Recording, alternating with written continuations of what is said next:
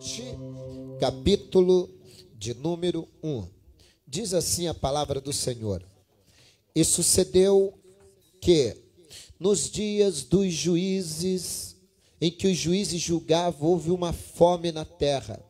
E por isso, um homem de Belém de Judá saiu a peregrinar nos campos de Moabe.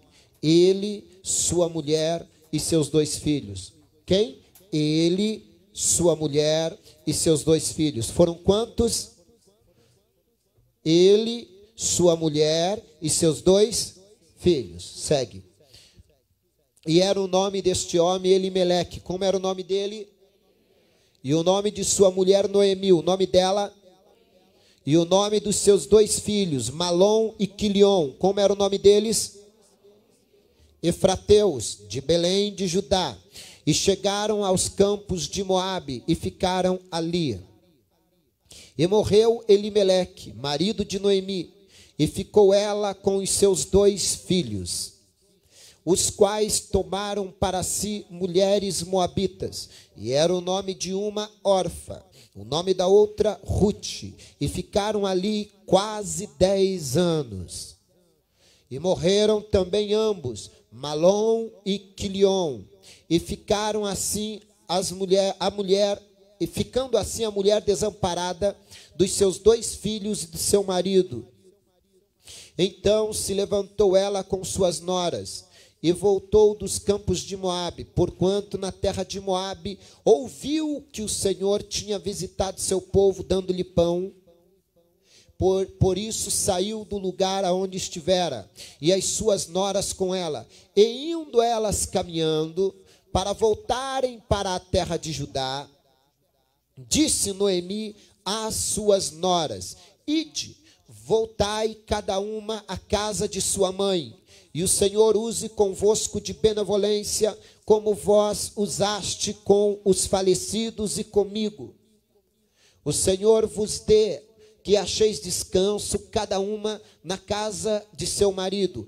E beijando-as ela, levantaram a sua voz e choraram. Diga comigo: levantaram a sua voz e choraram. Vamos lá? Levantaram a sua voz e choraram. E disseram-lhe: certamente voltaremos contigo ao teu povo. Porém, Noemi disse: voltai, minhas filhas, por que irias comigo? Tenho eu ainda no meu ventre mais filhos, para que vos sejam por maridos? Voltai, filhas minhas, ide-vos embora, que já muito velha sou para ter marido. Ainda quando eu dissesse, tenho esperança, ou ainda que esta noite tivesse marido, e ainda tivesse filhos, esperá-lo-íeis até que viessem a ser grandes, deter-vos-íeis por eles, sem tomardes marido?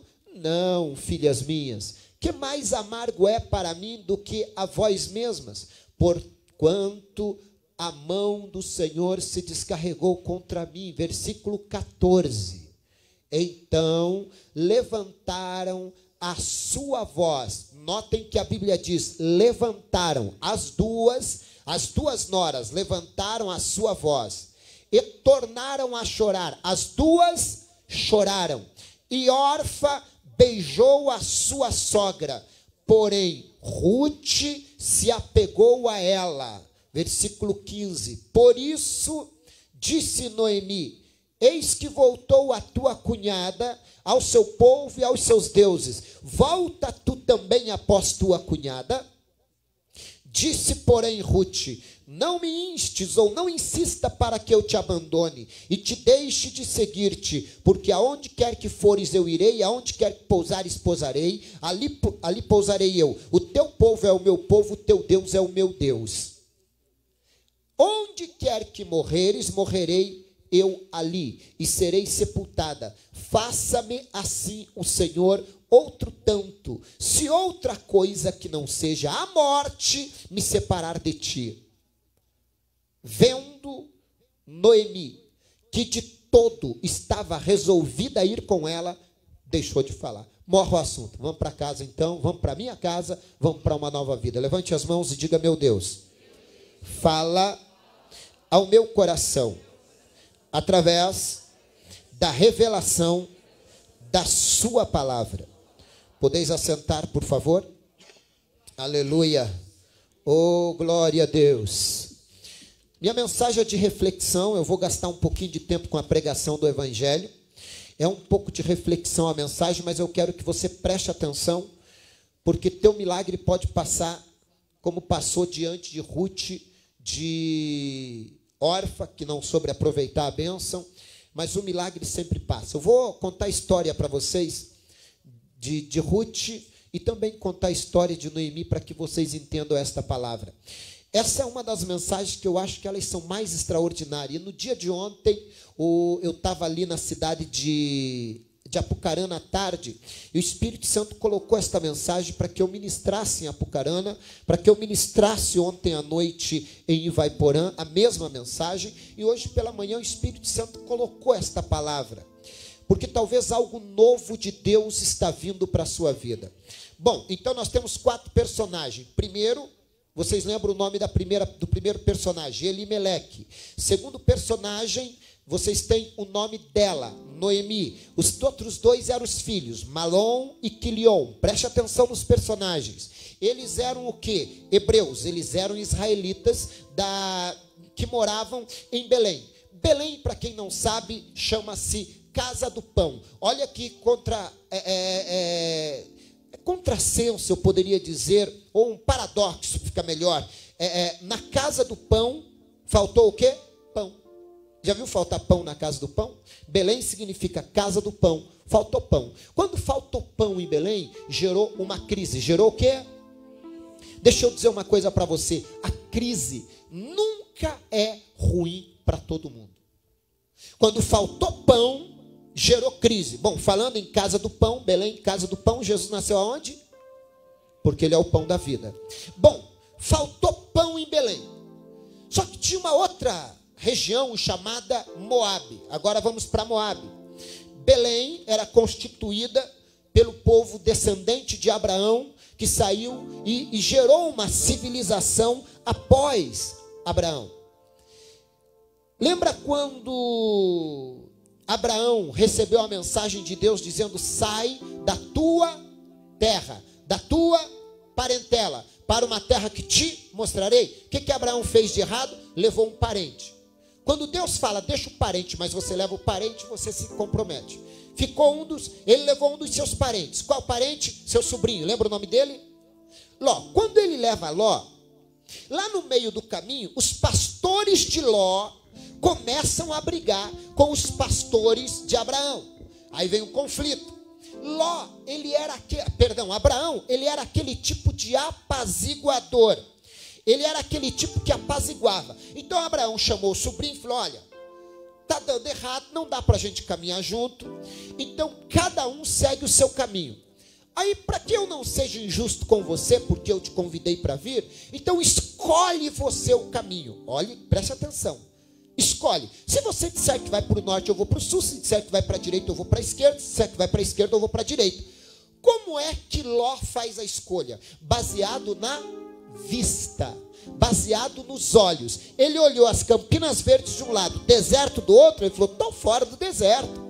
Já que eu tenho direito de escolher, eu vou para as Campinas Verdejantes. E ele foi para o lado das Campinas. Foi parar onde? Em Sodoma e Gomorra. A história depois é conhecida quando Deus vê a imoralidade de Sodoma e Gomorra cheirando mal aos seus olhos, e Deus então resolve destruir Sodoma e Gomorra. E Deus, através da intercessão de Ló, manda um anjo tirar Ló e sua família. Então, quantas pessoas saem de Sodoma e Gomorra? 4. Ló, suas 2 filhas e a sua esposa. Só que tinha uma ordem: não olhe para... No meio do caminho, quem olha para trás? A mulher de Ló. Agora imagine você está morando numa cidade e você sabe que seu tio foi para um outro lugar, e de repente você vê a cidade sendo incendiada, sendo destruída. Você acha que Deus está destruindo toda a terra e Deus salvou apenas você. As filhas de Ló, quando viram a sua mãe ficando no meio do caminho como uma estátua de sal, pensaram consigo mesmas: e agora? Como vamos ter filhos? Só tem eu, você e papai. Não teremos filho. O que ela faz? A mais velha combina com a mais nova e diz: olha, vai acabar o gênero humano. A gente precisa dar um jeito. Senão a descendência já era. Todo mundo morreu. Papai tem que nos dar um filho. Não, mas meu pai sóbrio não fará. Eles embebedaram, deram vinho para Ló. E Ló se embriagou. Naquela noite em que Ló está bêbado, ele tem uma relação sexual com a filha mais velha. Uma relação de incesto. Uma relação incestuosa. E nessa relação nasce Moabe, o primeiro filho. Então notem a origem deste filho. A origem deste filho, ela é asquerosa, ela é nojenta, ela é imoral, ela é pecaminosa. Aos olhos humanos, ela não é de origem legal. Então, qualquer um diz assim: este Moabe é uma maldição. Quem está entendendo o que eu estou dizendo? E esse Moabe cresce. Esse Moabe constrói uma cidade. O nome da cidade é Moabe, a cidade dos Moabitas. Então, de onde se originou os Moabitas? De uma relação incestuosa entre pai e filha. Só que os Moabitas tinham mais problemas. Não era só esse tipo de crise de geração. Eles adoravam outros deuses. Eles sacrificavam. Eles tinham um padrão que eles trouxeram lá da Ur dos Caldeus, aonde adoravam muitos deuses. Deus se revela a Abraão, mas os outros deuses continuam impregnados no coração de Ló e sucessivamente dos seus filhos. E esse Moabe constrói uma cidade, e lá os moabitas tinham um deus chamado Moloque. Esse deus chamado Moloque era um deus grande de ferro. Ele tinha, para vocês entenderem, pense comigo, uma barriga de uma mulher grávida. Você já viu aquela mulher grávida que tem vamos lá dizer que está com trigêmeos, que tem a barriga bem pontuda para frente? Quem já viu? Você diz: meu Deus, vai estourar essa barriga aí. É mais ou menos assim. Só que é claro, a barriga de Moloque bem maior, um pouco maior à frente. A ponto dos braços de Moloque ficarem assim, ó, estendidos à frente. Essa barriga de Moloque, ela era cortada. Então ela era cortada ao meio e a parte de cima não tinha. Então ela era um oco. Por quê? Os moabitas tinham o hábito de pegar crianças e oferecer a Moloque. Mas sabe como é que eles ofereciam essas crianças a Moloque? Eles pegavam crianças vivas. Crianças vivas. Eles queriam ganhar uma guerra, eles queriam poder, eles achavam que Deus está virado com ele. Assim como os hebreus ofereciam ofertas, eles também, só que eles eram filhos vivos.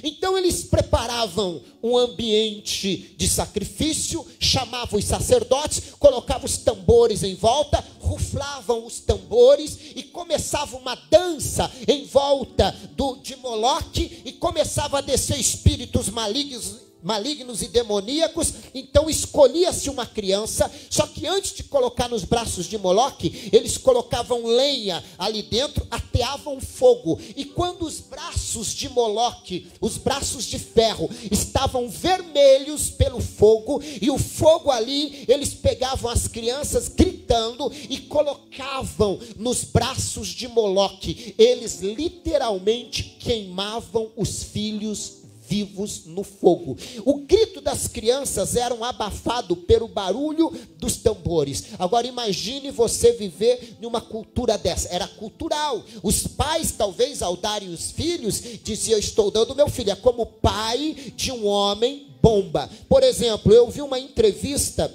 com uma mãe de um filho que se entregou como um homem bomba no mundo islâmico, no islâmico radical. E aí perguntaram para ela: você não ficou preocupada de seu filho se matar, se explodir? Ela falou: não, Alá nos deu ele para que ele fosse essa bênção e acabasse com as pessoas que estão profanando o nome de Alá. Então esses pais achavam que aquilo era normal. Alguns pais, é claro, não queriam, mas outros se sentiam lisonjeados por Deus ou por Moloque, nesse caso, em entregar seus filhos. Só que nessa nação nasce uma menina.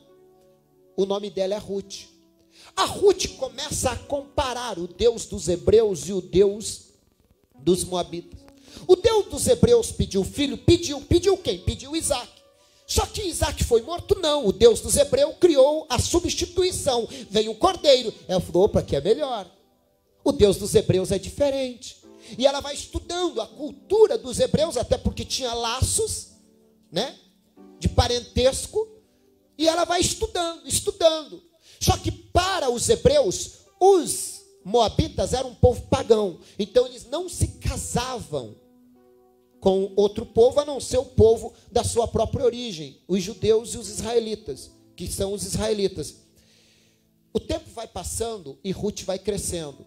E Ruth vai juntando os pontos e ela diz assim: esse povo moabita, ou essa cultura moabita, aonde se mata em nome de poder, aonde a ganância extrapola a tal ponto de você oferecer seu próprio filho, essa cultura não é de Deus. Moloque não é o verdadeiro Deus é o Deus de Israel. E ela começa a conversar e alguém diz assim: só que tem um problema, você nunca vai ser uma israelita, porque judeu não casa com moabita, os israelitas não casam com moabitas. Mas ela vai sonhando, ela sonha contra as possibilidades. Ela sonha contra o quê? As possibilidades.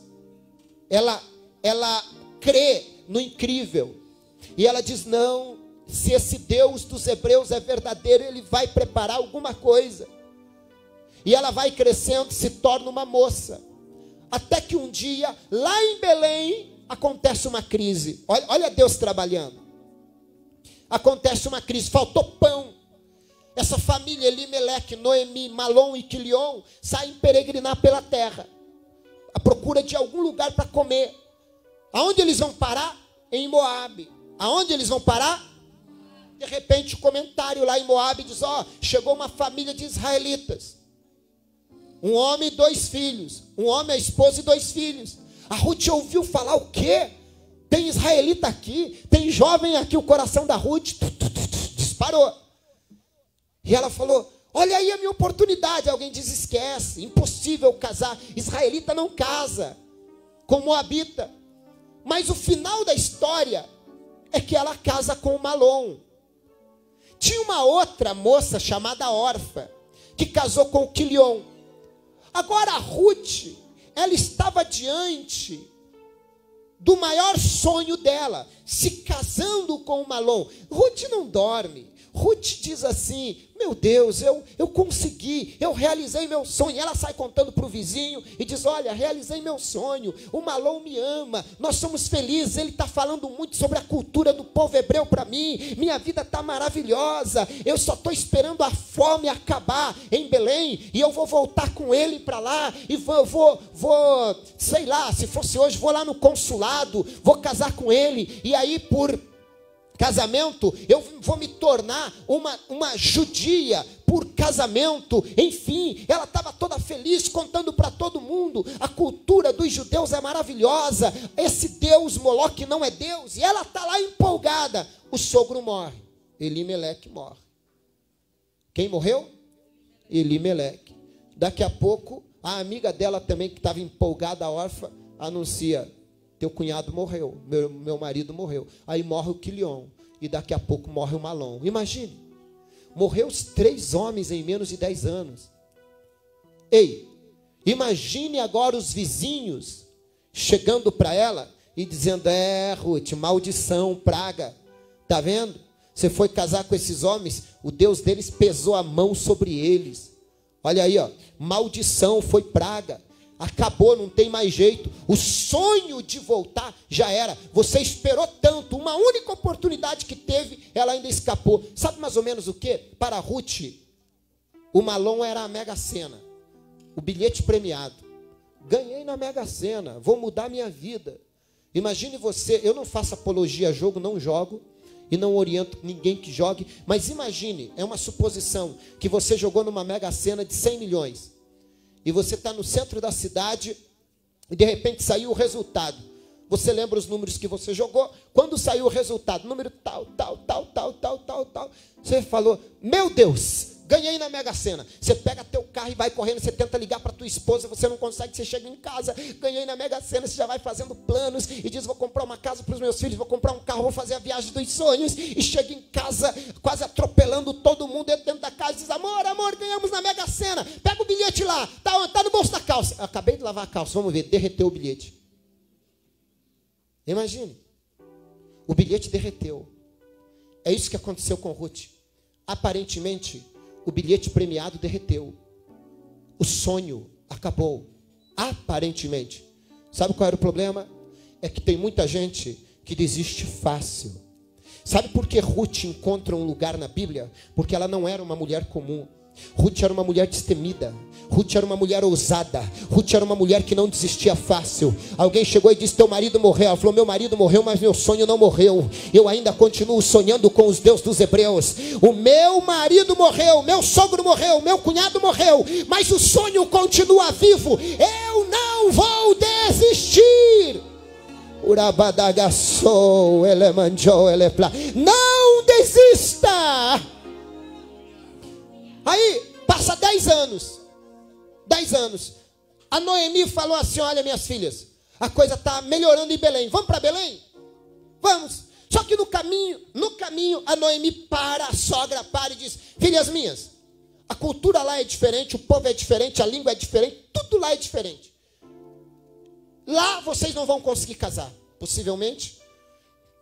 Então, eu não posso gerar filhos, e ainda que eu pudesse, se eu gerasse filhos quando eles estivessem lá com seus 20 anos, vocês já estariam velhas. Então, voltem para os seus deuses, voltem para a sua velha vida, sigam os seus caminhos aqui, e que Deus use de benevolência com vocês, como vocês usaram comigo e com os meus filhos e com o meu marido.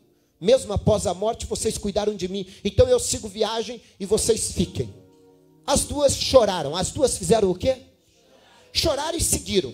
Seguiram mais um pouco. Noemi novamente insistiu com elas e falou, não adianta vocês irem, voltem. Na segunda opção que Noemi deu para eles voltar, a órfã beijou a sogra, chorou, as duas choraram, mas a órfã beijou a sogra, chorou e voltou. Fez o quê? Ficou órfã 2 vezes, desapareceu da história. Voltou. Ela chorou ou não chorou? Chorou ou não chorou? Lágrimas não mudam sua vida. Você pode chorar 24 horas, o que muda a tua vida é atitude. É decisão, é tomar a decisão certa. Não adianta você entrar no culto e chorar o culto todo. Quer aceitar Jesus? Não, vai para o inferno. Lágrimas não mudam a tua vida. Decisões mudam a tua vida. Quem está me entendendo, diga amém. Deus não responde a lágrimas. Deus não responde à dor. Entra no hospital, está cheio de gente doente. Deus não está nem aí com a doença. Deus se preocupa com aqueles que estão doentes, mas têm fé. A única coisa no mundo que move Deus, fé. Lágrima não move? Não. Se Deus respondesse a lágrima, quem já foi em velório? Tinha gente chorando lá ou não? Defunto ressuscitou? Deus não responde a lágrimas. Deus responde a fé. É necessário que aquele que se aproxima de Deus creia que Ele existe. A única coisa que Deus respeita é fé. Se as lágrimas estiver acompanhado de fé, Deus respeita a fé, não puramente as lágrimas. Se a tua dor te promove fé, então Deus responde a sua fé. É preciso ter fé. E Deus te trouxe aqui hoje para projetar fé, porque a tua fé produzirá milagre. A órfã beijou a sogra e voltou. A Ruth olhou para a sogra. Eu sempre brinco com isso. E não é brincadeira, é até uma realidade, pastor Fábio. Porque ela conseguiu discernir que o milagre não tinha a ver com o sogro, o milagre não tinha a ver com o marido, o milagre não tinha a ver com o cunhado, o milagre não tinha a ver com órfã, o milagre estava escondido na sogra. Tem que ter discernimento. Tem que discernir. O milagre estava escondido na sogra. Não, e você cuidar da sogra depois que o marido morreu. Tem gente que nem com o marido vivo não gosta da sogra. Imagine cuidar da sogra depois que o marido morre. Ela olhou para a sogra e agarrou a sogra. Quem está entendendo? E ela falou assim: eu não te deixarei, eu não te abandonarei, aonde tu fores eu irei, aonde tu dormires eu dormirei, aonde tu pousares eu pousarei, que Deus faça o que Ele quiser a respeito da minha vida, se outra coisa que não seja a morte me separar de ti. Ela estava de olho na sogra, mas ela estava também entendendo a cultura do Deus que a sogra vivia. Aonde ela vivia, de Belém. E ela vai. Quando ela chega em Belém, agora tem alguns princípios que os judeus são fantásticos. Quando ela chega em Belém, a fome ainda existia. E ela chegou e falou: sogra, e agora, como é que eu faço? Eu sou estrangeira praticamente, não posso trabalhar. O que tem para fazer aqui? A senhora já está velha, mas eu não quero deixar a senhora passar fome. A sogra falou: olha, nós temos um costume. Olha que princípio. Por que os judeus são o povo mais rico do mundo? Os mais prósperos, os mais inteligentes. Porque eles aplicam princípios que agradam a Deus. A Bíblia diz: um homem dá liberalmente e enriquece. Outro retém mais do que é justo e empobrece. Quer ver um princípio do povo judeu? Quando eles estão numa fazenda trabalhando, vamos dizer que vai colher milho. Então os judeus têm essa cultura. Se ele for pegar uma espiga de milho, a espiga de milho cair no chão, o trabalhador, ele não pode pegar a espiga de milho do chão. Ele entende que aquela espiga de milho não é para ele. Então, os órfãos e as viúvas, as pessoas viúvas e os órfãos, eles vão nas fazendas com um cesto. E eles ficam esperando. Aonde cai alguma coisa, eles podem ir lá e pegar. É direito deles. Então, tudo que cai numa lavoura de judeu, tudo que cai dentro da cultura judaica, eles deixam para que outros necessitados, entre órfãos e viúvas, venham e apanhem.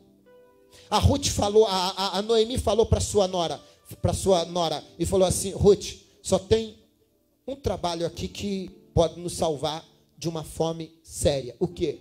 Pegar um cesto e sair catando o resto, pegando o resto na fazenda de alguém.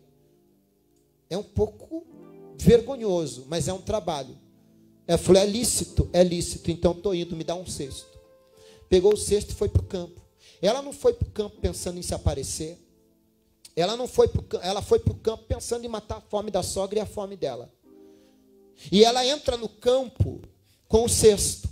E quando ela está lá com o cesto pegando o resto, ela percebe que algumas pessoas estão lá meio descansando e ela não quer descansar. Ela sai de uma fileira e vai na outra. Aí ela corre para outra fileira, vê o que pegou e vai pegando, vai para outro canto. Ela está inquieta, ela pensava: eu tenho que alimentar minha sogra, eu não posso deixar minha sogra morrer de fome, eu também não posso passar fome. E ela vai, e ela trabalha com diligência. Diga comigo: diligência. Sabe o que acontece com Ruth? Ela era tão diligente que ela conseguiu chamar a atenção. Você sabia que habilidades com diligência chamam a atenção? O que é que destaca uma pessoa da outra? A diligência. Tem gente que se iguala, tem gente que se destaca, porque tudo que ele faz com excelência, tudo que ele faz com diligência. Ela não ficava, se fosse hoje, vou atualizar a mensagem, ela não catava um milho, aí sentava, pegava assim o celularzinho, deixa eu ver meu WhatsApp aqui. Mais 10. Ô, fulana, aí, ô, fulana, você viu a irmã fulana de tal, a roupa que ela foi na igreja hoje? Ô, ciclano, você viu que o Zé estava lá hoje, que ele veio que não paga ninguém? Aí começa. Não, ela não gastava tempo com coisas que não produziam nada para ela. Ela não era aquela mulher que gostava de uma fofoquinha, de um comentário desnecessário, principalmente quando a pessoa que era incluída no comentário não estava presente. A Ruth se tornou um exemplo. Aí alguém cutuca o outro e fala: rapaz, você viu todos os órfãos, as viúvas saem com cestinho pela metade. Essa mulher quase todo dia enche o cesto. Todo mundo para almoçar, 1 hora e pouco. Ela come em 15 minutinhos a marmitinha dela e vai trabalhar de novo. Que mulher diligente. Por que ela trabalha tanto assim? Aí descobriram. Ela tinha um compromisso com a sogra. Aí espalhou comentário. Irmão, você imagina uma mulher roubou comentário na cidade. Você ia na praça de Belém, estavam falando da tal de Ruth. Ia não sei aonde, aí o comentário vai se espalhando, porque Deus, quando você faz o que tem de ser feito, Deus sopra o teu nome. Até que o comentário, o nome chegou, sabe aonde? No dono da fazenda, o fazendeiro, o Boaz. Aí o Boaz falou: quem é essa tal de Ruth que você sempre fala? Aí contaram para ele, ele falou: não, eu tenho que conhecer essa mulher. Se ela cuida bem de uma sogra que o marido já morreu, então ela está livre. O marido dela morreu também, então ela está livre. Se essa mulher cuida da sogra de um marido morto, então essa mulher vai cuidar do marido também. Eu estou solteiro, o Boaz pensou, quero conhecer ela. Aí o Boaz vai para a fazenda um dia. Ninguém sabia, a Ruth não sabia que ele era o dono da fazenda. Aí o Boaz fica olhando.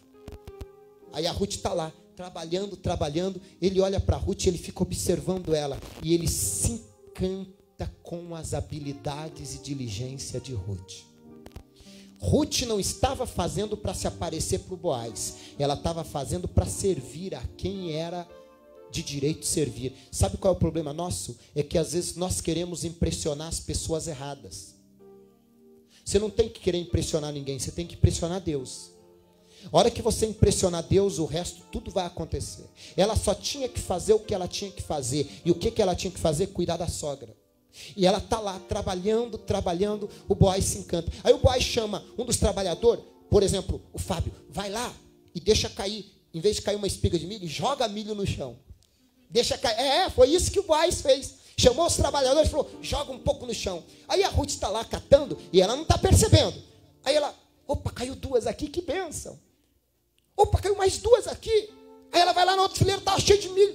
Meio-dia ela estava com o cesto cheio. Ela voltou: sogra, eu não sei o que está acontecendo, mas está caindo bastante lá. Ela não sabia, mas era o próprio dono da fazenda que estava abençoando ela sem que ela soubesse. Sabe o que eu quero dizer para você? Quando você começa a fazer o que tem de ser feito, Deus começa a mandar anjos no teu caminho para produzir o milagre. Teu salário começa a aumentar, a saúde começa a vir, a vitória sua começa a chegar, seu filho começa a ter um encontro com Deus, as coisas começam a prosperar. Então simplesmente faça aquilo que tem de ser feito na presença de Deus. Quantos me entendem? Levante as suas mãos. E aí o Boaz se encanta com ela. E a Ruth agora está feliz.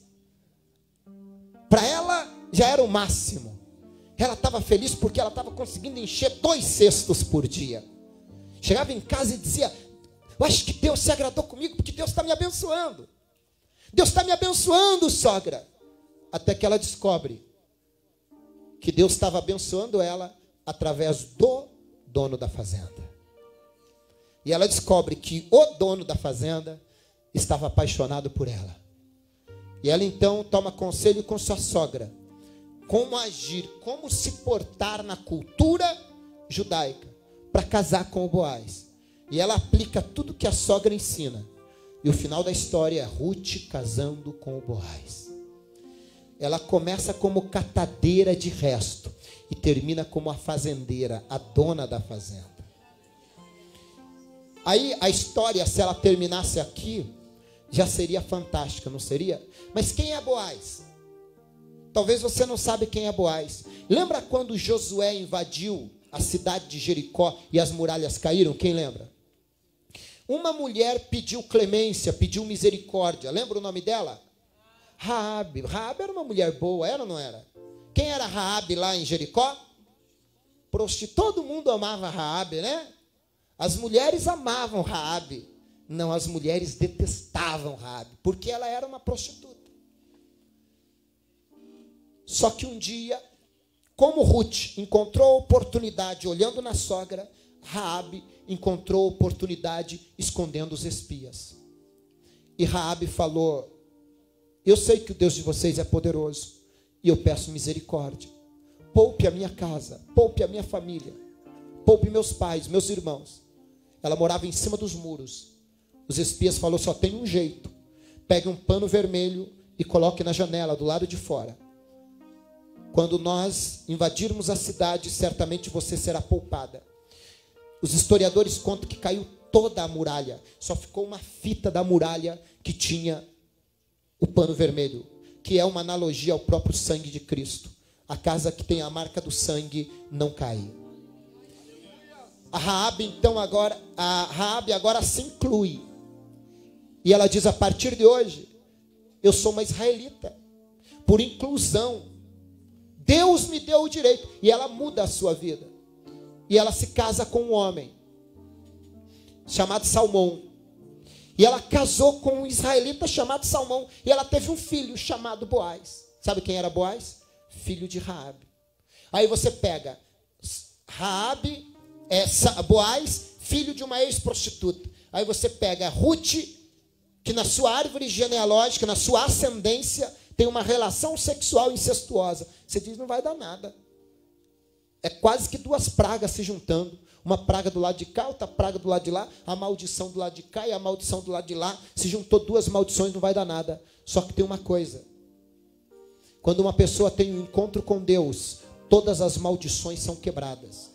E Deus transforma a maldição em? Deus transforma a maldição em bênção. Sabe o que aconteceu? Coloca lá Mateus capítulo 1 para mim. Sabe o que acontece? Se a história acabasse aqui, já seria bonito demais. Mas a história não acaba. Porque no capítulo de São Mateus, capítulo de número 1, você vai ver o que acontece com Boaz e com Ruth. Ruth se torna a fazendeira. Mas olha o que é mais importante. Coloca no versículo 3 aí para mim. E Judá gerou Tamar, Tamar gerou Pérez, Azerá, e Pérez gerou Esrom, Esrom gerou a Araão, Arão gerou a Aminadab, Aminadab gerou Naasson, Naasson gerou Salmão. Esse aí é o marido de Raabe.